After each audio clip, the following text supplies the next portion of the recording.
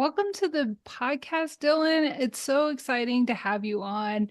There's so much we want to cover. So I really want to just dive in because you're doing amazing work and you have a great story. And then also, I love those guests who come with not only their own personal story, but really can present a new business opportunity for listeners and think about business in a different way. So, welcome to the podcast. Thanks for having me, Angela. I'm excited to be here. Yeah, I can't wait to hear your story on how you went and transitioned from corporate to entrepreneurship because that takes so much bravery. It's so hard to unlearn and walk away from all of those things we've been conditioned to think are safe. And so, yeah, tell us about that journey. Yes. So I studied business in college and I thought I wanted to get into fashion journalism. I always had things going on, like whether it was a blog or something else. But I quickly learned after like a terrible internship at Marie Claire that it was not for me. So I stuck with business and I worked for some big companies. I started out at Zappos. They're owned by Amazon, and then Zulily as well. So um, that was kind of how I got started in e-commerce. Now, when I was about 25, I met my husband, and he's military, and I didn't know what that would entail, I guess. I'm a former military spouse too. So, Yeah. yeah. Yes. So I had no idea. Like, cool. He could probably like shoot guns and protect me. Like, that's what I was thinking. Like, tough military guy. How cool is that? And then I realized, no, this means you move a lot. And we got married when we were, I was 26 and we moved to San Diego. Now, Seattle is so good for corporate e-commerce, San Diego, not so much. Yeah. So I was really struggling to find a job. And I was all about my career. I'm like a high achiever, want to be the A player on the team, the go-to person. And it was just crushing to my identity to not have work, to not be successful at my job. And I thought, oh my gosh, did my career peak at 25? Am I like, I was dog walking, I was like house sitting, is this my future? And I was doing all these side hustles to try to at least just, pay for my living expenses and not pull from savings. And Etsy was one of those things.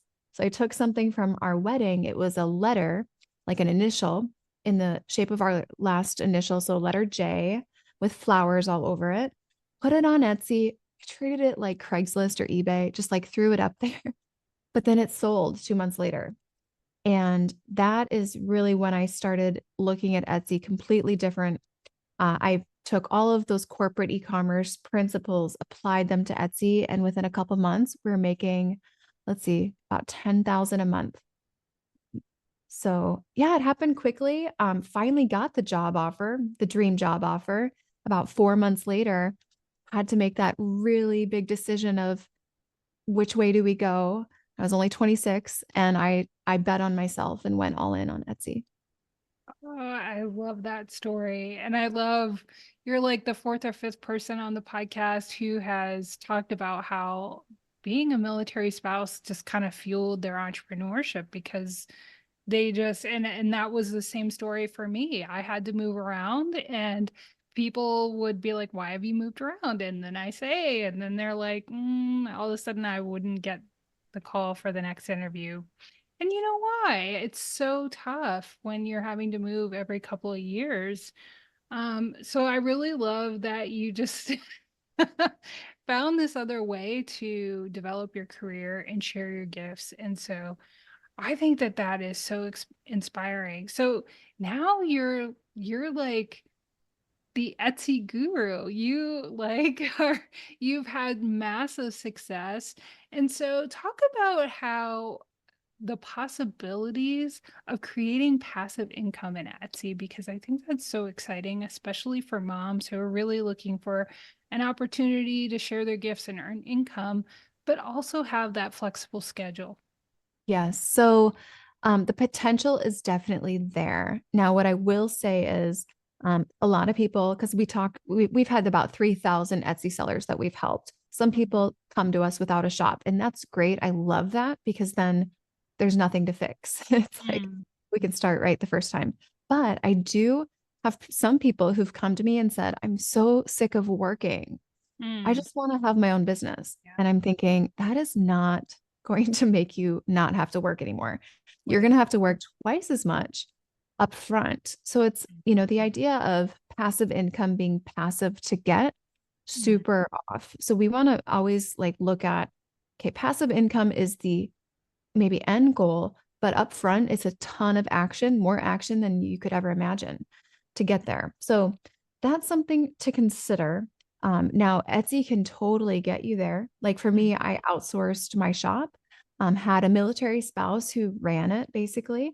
I did about an hour a month mhm, and I'm making over $20,000 profit a month, mhm, like while I'm doing another business. So it can get there, but it doesn't start there.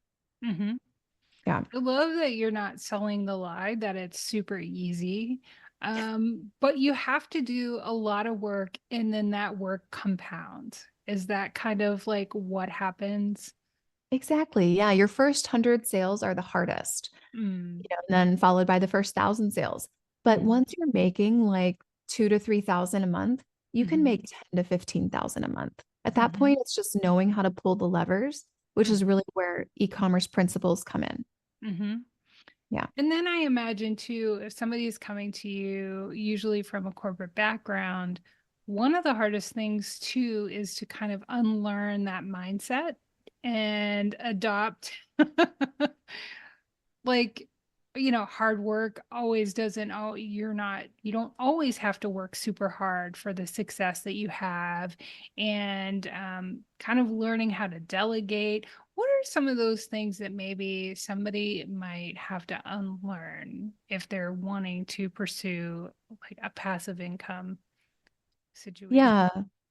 I would say the 9 to 5, people get so committed to that. They're like Monday through Friday, 9 to 5. The weekends are for friends and family, a clock out. I'm Mm-hmm. watching, Bachelorette or whatever people watch nowadays. I don't know. Mm-hmm. Um, but it's not that way when you're working for yourself. So, what you reap is what you sow. And, um, you know, there's something to be said for, merit-based income, which really, when you're an entrepreneur, it's what you put in is what you get out. And it does take evenings, it does take weekends. You can never fully turn it off, Mm-hmm. but you also own your time and you can choose. I'm going to work in the evenings. I'm going to have the mornings for my kids. I'm going to homeschool and like fit work into the margins of my life. So when you're working 9 to 5, it's like so routine. It's sometimes hard for people to break out of that. And then I think the other part is hiring. Uh, Mm-hmm. you're not, unless you are, hiring manager, you're not always trained to anticipate when you're going to need to hire someone. And you don't necessarily get the confidence of knowing that an employee will pay for themselves when you don't own the business. Mm-hmm. Yeah. Yeah, I think that that is one of the most unexpected things. Like you said, owning your time. You're not used to owning your time when you're a corporate employee or an employee. And that is a huge mindset shift on like, okay, I get to use my time that benefits me, that I think it really just you can fall in this trap to recreate something that really didn't work for you if you're not really careful. To be sure to be that director of your own time and your own life, and really create something that works for you. So I love that tip so much. So, you know, one of the things that people really worry about if they are going to pursue something like Etsy is how consistent is it going to be? Is it something that can reliably bring in income? Can I reliably bring in sales? So, what are some of the things that we can develop? What are some of the skills and the strategies that we can develop to have Etsy as a consistent income stream? Yeah. I think the biggest thing for people starting out with Etsy is most people start out with just things that they think are cute and they put them in a shop and they're like, I like it. I think it looks fantastic. I would buy everything here. Mhm. But are you the person you want to sell to? Mhm. You have to think about whose spending habits do you want to rely on for your income? And Mhm. you want to choose customers who have consistent spending habits. So then your income is very consistent. So instead of just picking things we think are cute and throwing them up and hoping someone else thinks they're cute too, we think about who we're selling to and then we build the product mix for them. Mhm. I Yeah. love that. And then there's also some research that goes into it too, right? Yeah. Yeah. No, Etsy, a lot of people think I'm just going to go research what's selling on Etsy and Mm, then I'll sell that too. Well, then you're in the game of chasing, and mm, that's exhausting. You're chasing mm, other people's success. So I always recommend looking outside of Etsy. We mhm, find Etsy's one of the last places to ever get trends. So we don't want to look on Etsy first because you're 6 to 8 months too late. So mm, we look outside of Etsy for mhm. those new trends and new ideas and new designs and aesthetics, and then we bring them to Etsy. I love that. So if somebody is in the position where they're like, okay, maybe I might want to give this Etsy business a try, what are some of the places that they can start to look for inspiration, or how can they begin to kind of zero in on what they should focus on in their Etsy business? Yeah. So I would have real honest conversation with yourself about your skills. I would say there's a lot of hype around print on demand, right? So people, Mhm, the print on demand YouTube channels, like it's a huge thing, and it's the allure of passive income. And but what they might not realize is you have to have some graphic design skills mm, and have to have a good eye for spacing and placement and font combinations and mhm, sizing and that I've seen people just jump right into that because they think it's going to be the easiest, but the mhm, learning curve on design is actually really difficult for mm, some people. So look at your skills. Are you good at spreadsheets? Do you have a current business that maybe you have tools that you could repackage and resell on Etsy? mhm, Um, might be things that you make in your house, things that are already in your home. Um, like I started with something that I had made for something else. So what mhm, have you made in the past? Have you decorated your kids' birthday parties? Have you done digital invites for something? mhm. And start with that, um, versus like trying to learn a skill set that some people spend 10 years going to school for. You know, Mhm. yeah. Yeah, no, I think that's really wise because it can be easy to hop on trends, but too, if you're not passionate about it, if you're something that you're not really emotionally invested in too, I think it is so hard to try to pursue something and successfully over the long run if it's something you're just trying to do to make a profit from. Yeah. Yeah. And you have to think about this too. Like I find with our people who are artists, they Mm-hmm. they're like too tied emotionally to the product. Mm-hmm. And they're like, what do you mean someone doesn't want to buy my painting? And it's like, well, you love it, but does someone else? So, there's a balance between being passionate about something and then having a product that has product market fit, Mm-hmm. where there is a customer who would buy it. Because Mm-hmm. I've seen some people, they're so passionate about, some really obscure type of art. And their mom says it looks great. But then they put it on Etsy and it doesn't sell for like 5 years. Oh, Um, so we do want to be honest with ourselves right. too, if you do want to make money. Yeah. No, I think that's such good advice too. And then you have to like kind of go into the mindset again, is you have to be careful that you have to have this separation like between you and your business. But then also you're not taking everything so personally. And I think that that helps you make better decisions in your business, kind of based on metrics and kind of the data rather than your personal connection.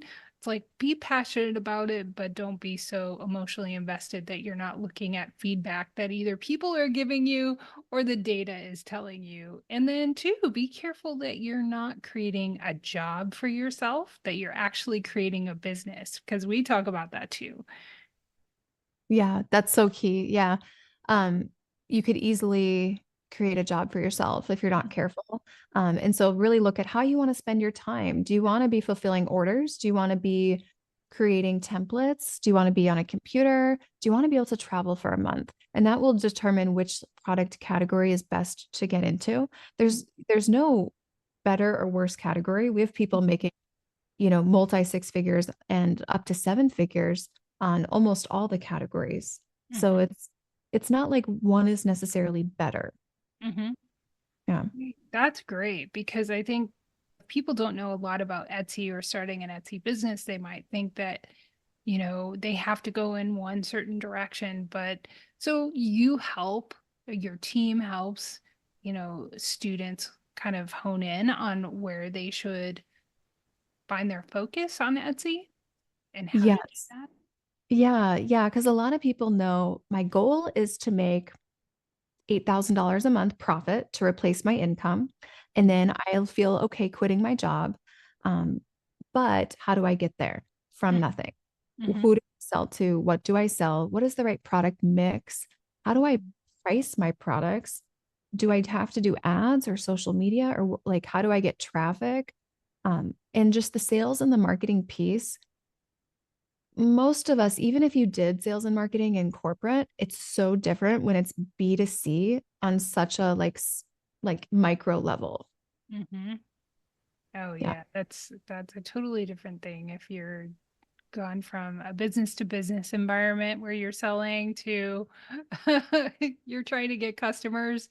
That is like way different. Yeah. Yeah. I Yeah. love that you mentioned that.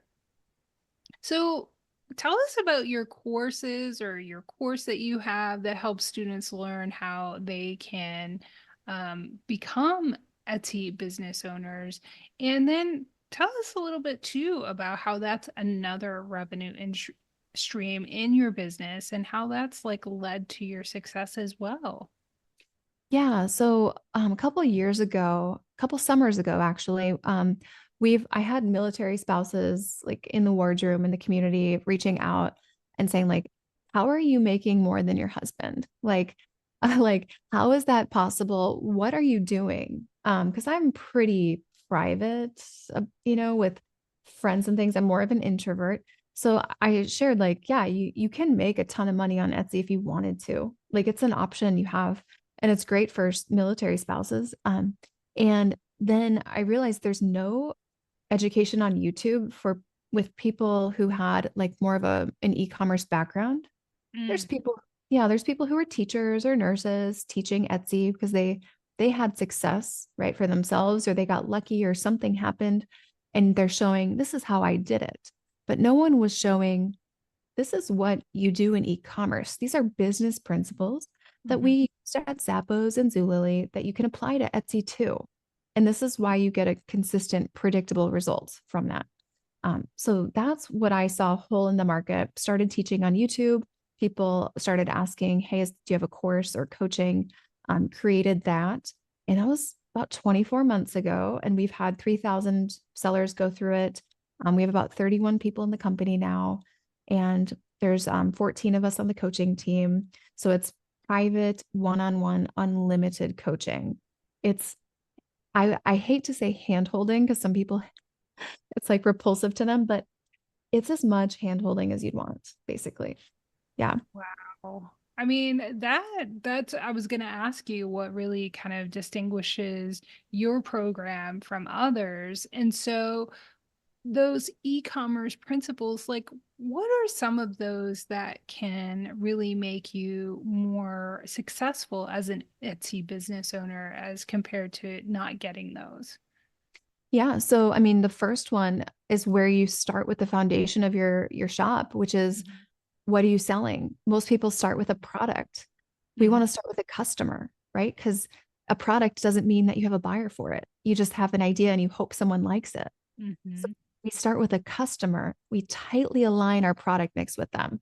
And we have a very dynamic product mix, which means it's not just all t-shirts, not just all mugs, not Mhm. just all spreadsheets. It's different listings that have different purposes. So there's 7 different types of products. Some of those products, they're just meant to drive up that order number. And you're going to get like 20, 30 sales a day on those. They're not driving profit, but they're driving customers in. And those are loss leaders. And then there's 6 other types of products. Some of them, their purpose is to drive revenue and profitability and to pay the mortgage, right? Mhm. So different products, different purposes. Those are just a couple of things at the foundation that make this totally different. We're Mhm. also not paying for, expensive tools that, kind of take data from third parties and say it's Etsy data when it's really not. We get all of our information from Etsy for data. So that's kind of where we start with people. But I think a lot of programs out there, you see them, right? They're like the $97 course, Mhm. maybe $500 course, and it's, you hope for the best. And maybe there's like a monthly or weekly live Q&A with the founder or the leader, and hopefully you'll get a question answered, maybe not, or you're in like a Facebook group or a Discord group and you're like floundering and people are like, no one's seeing results. Like someone got one sale and that was like the highlight of the week. And this is just so different because it's Mhm. limited 24/7 around the clock, private one-on-one coaching. And then Mhm. you get 4 coaching calls a week. So you get 208 coaching calls with us. And Mhm. we try to make it so failure is not an option. Mm. I was Yeah. gonna ask you, like, what inspired you to create a program that way? Is it something you wish you would have had, or was it what your students were asking for? Because that is, I think, way more than any other program that I have seen. And so I think that that's really a special thing that you offer. Yeah. I looked at what else was out there Mm. in the results that Mm. was out there. And I looked at what is our customer and what results do they want? This Mhm. type of person, what do they need to get there? Mm. And they need, they have big goals. We don't work with anyone who wants to make less than 5 to 10,000 profit per month. We Mhm. just take them on. So to get to that level, sometimes with no experience, how much help do they really need? And my mentor, do you know Alex Hormozy? Yeah. Mhm. Yeah. Yeah. Okay. Yeah. So he was a mentor to us. He actually so he was so kind. He gave us a full game plan for this business last year. And Wow. yeah, and working with him and Layla on just some principles and alleviating constraints and Mhm. the path forward and how to Mhm. make this as successful as possible for our sellers, our students. It was really helpful. So I had a mentor. I think anyone successful has a mentor. Mhm. Yeah. It just seems like a highly intuitive program that is really zeroed in on your students and the success. And I have talked to many program owners on this podcast, and that's just an approach that's really unusual. So I'm glad you explained that. That's it's usually programs tend to be kind of like what is the best for, whoever's leading the program. Yeah. So I Yeah. think that that's just really something that sets you apart. So I think that that's really wonderful. Thanks. Yeah. And so, I mean, you've obviously got a lot going on. You've got your program, you've got your own Etsy business. How do you balance it for yourself? What are some of the strategies that you use as a mom and an entrepreneur to not find balance, because I don't think that exists, but find harmony between the two, especially if you're still a military spouse. Yes. Yeah. My husband still is in the military. It's looking like he's going to be at 15 years and it's looking like he can probably be getting out now even. So Mm. that would be great. And have him come into this business. He's still kind of on the fence about that. By the time this podcast comes out, I'm sure he'll have decided. But um, Yeah, I would say I totally agree with you. I don't believe in balance. I believe in seasons of priority, different priority. It's always, ebb and flow there. But yeah, I have two kids, 2 and 7 years old now. I have a house manager. That's a lifesaver. I haven't done laundry myself in years. I haven't done dishes in years. Life goals. I basically take everything I don't want to do and I outsource that. It's like lower dollar per hour tasks. And I can pay a military spouse to, come on her spare time whenever she wants to during the day and handle it all. So that's that's a big thing. It's not a solo mission here. It's like they say a village, which I don't think I think that's kind of exaggerating what we have. We have a couple people we can count on. Mm. Yeah. Yeah, I love that. It sounds like I just really love too how you're helping to support military spouses. I mean, it can be so isolating and you can feel like you have so few opportunities and nobody really understands kind of your situation and you're oftentimes away from family and have to leave that consistent career network and all of those things. So I really love that. That's awesome that that's part of what you're doing. And so, what advice would you have for those moms who are listening who want to take a leap from corporate or just want to create a different life for themselves if it's not working, especially as we're looking into the new year? Yeah. I would really take a look at um, your why, like behind any type of move like that. Like, are you at a point where you can't be there for your kids? If they get sick, are you screwed? And do you have to feel guilty to your boss because like you have to leave? Mhm. Or what is making you feel, I would say, a lack of peace around your career? And do you see yourself doing this long term? Would you be happy and fulfilled long term in the corporate job you're in? Or if you're not employed and you're like, I can't afford childcare because the job I get would basically pay for the childcare and like this doesn't make sense. There's Mhm. another way. Like as a mom, you are equipped with resourcefulness. You can multitask. You have stamina and endurance, and you know how to do things that you don't feel like doing. Like you know how to push through those feelings.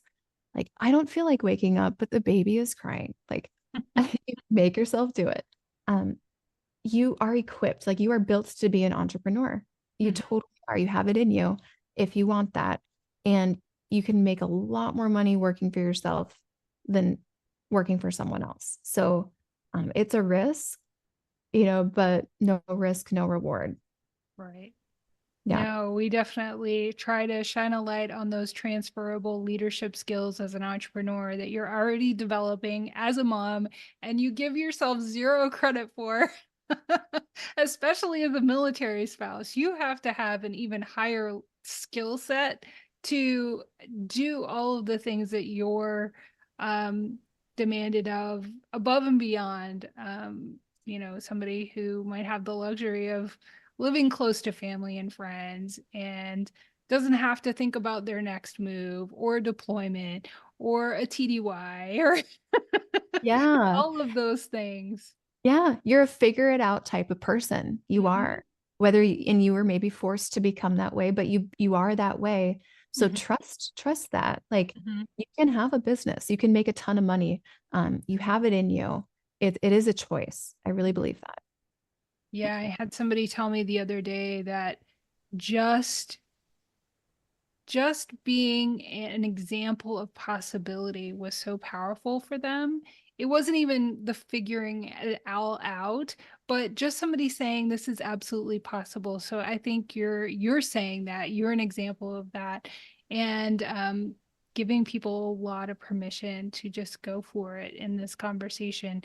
And two, I would love to hear your thoughts on, you know, people have this all or nothing attitude. Is this something that you could begin to do on the side before you build that income to completely walk away from your 9 to 5 or your corporate job?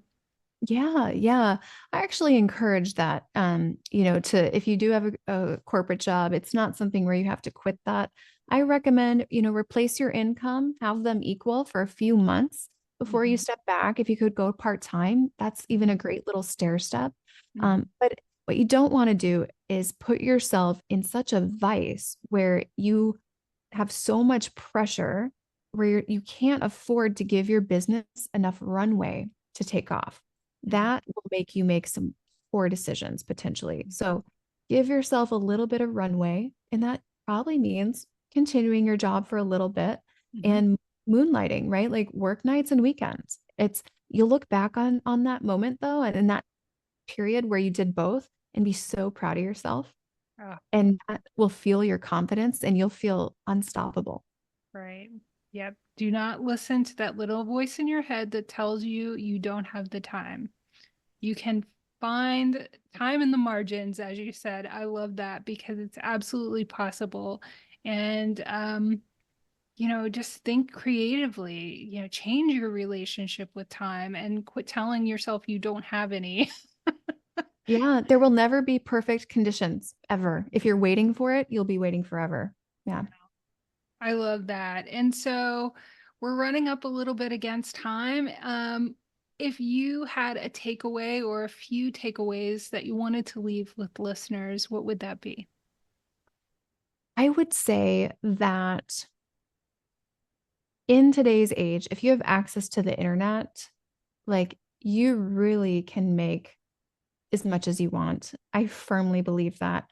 It is a total mindset shift that people think like they can't even grasp that idea, but it's you really, really can. And it is a choice. And staying stuck where you are is a choice.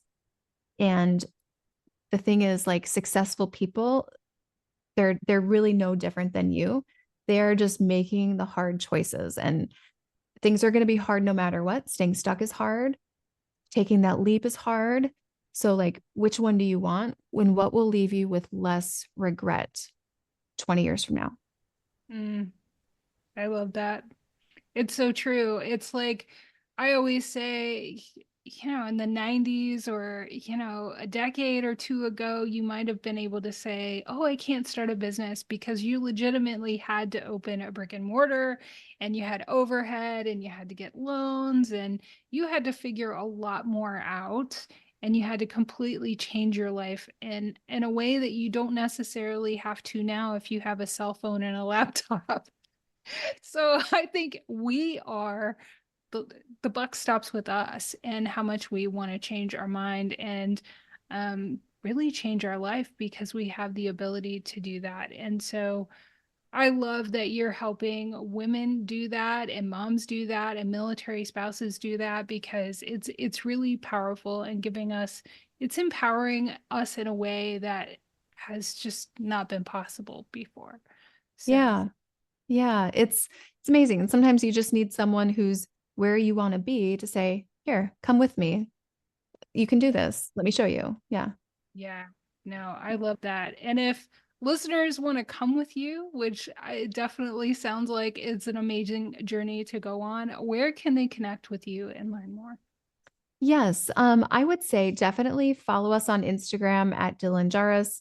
We have a YouTube channel, Dylan Jahraus, and then on our website, you can actually just book a free call with us, and we could just have a little discussion about where you are, what you are even interested in doing with Etsy, and we can show you kind of what that one-on-one coaching dynamic looks like, so you can just see it for yourself and see if it's a good fit.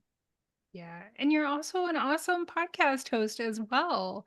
Yeah. Yes, I Let's forget not, about that yeah, podcast. let's not forget about that. And I think that that's an amazing way to also get to know you and to Yeah. know more about what you do. So I Yeah, and link it. Yeah, I think it's Etsy Seller Success with Dylan Jarvis.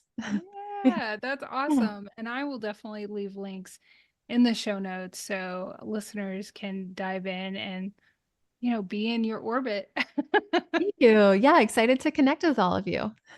Yeah, no, I love that. Thank you so much, Dylan. I think you're doing such exciting work and creating just like really mind-blowing opportunities for people. So thank you for joining us today. Thanks for having me, Angela. Yeah, thanks.